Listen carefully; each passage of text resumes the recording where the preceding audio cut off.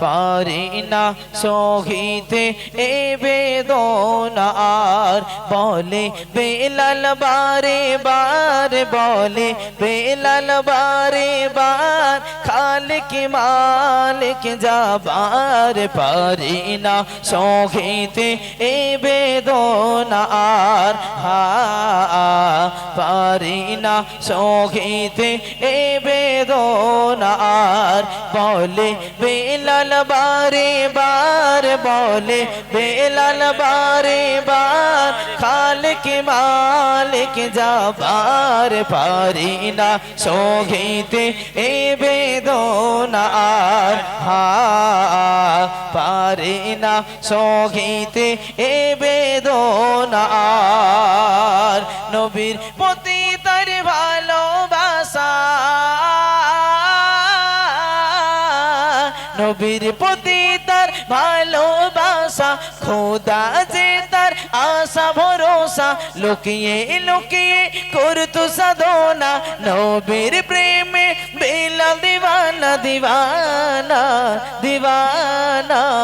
একদিন জেনে যায় মালিক একদিন জেনে যায় মালিক সাজা দেয় বেলালকে অধিক একদিন জেনে যায় মালিক সাজা দেয় বেলালকে অধিক শত কষ্ট সয়ে যায় নবী প্রেমে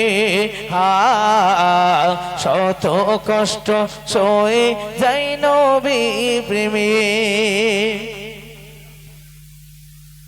রোজ ভোরে দে বালুর পরে রোজ ভোরে দে বালুর পরে বেলালকে সে দিত রেখে শিকলেতে হাত পা বেঁধে অঝর নয়নে বেলাল কাঁদে বেলাল কাঁদে বেলাল কাঁদে গরম পানি দিয়ে তার গরম পানি দিয়ে তার মারতো লাঠি বারে বার দু বেলা দু মুঠো দেয়নি খেতে দু বেলা দু মুঠো দেয়নি খেতে বলে বেলাল বারে বার বলে বেলাল বারে বার খালিক মালিক যাবার পারি না সহিতে এ বেদনা পারি না সহিতে এই বেদনা আর দিনের পর দিন সহিল কষ্ট দিনের পর দিন সহিল কষ্ট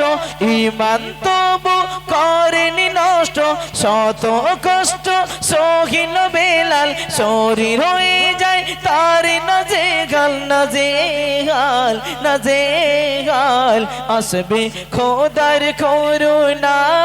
আসবে খোদার করুণা এ যে বেলালের সাধনা ভুখা পেটে যাইবে লালবে হোসে ভুখা পেটে যাইবে লালবে হোসে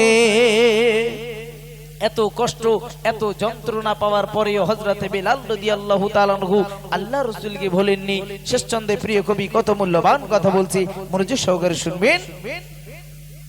বেলালকে দেখে আবু বকর বেলালকে দেখে আবু বকর সইতে পারে না কাঁদে অঝর ভরিয়ে দিয়ে উপহারে বেলালকে দিল মুক্ত করে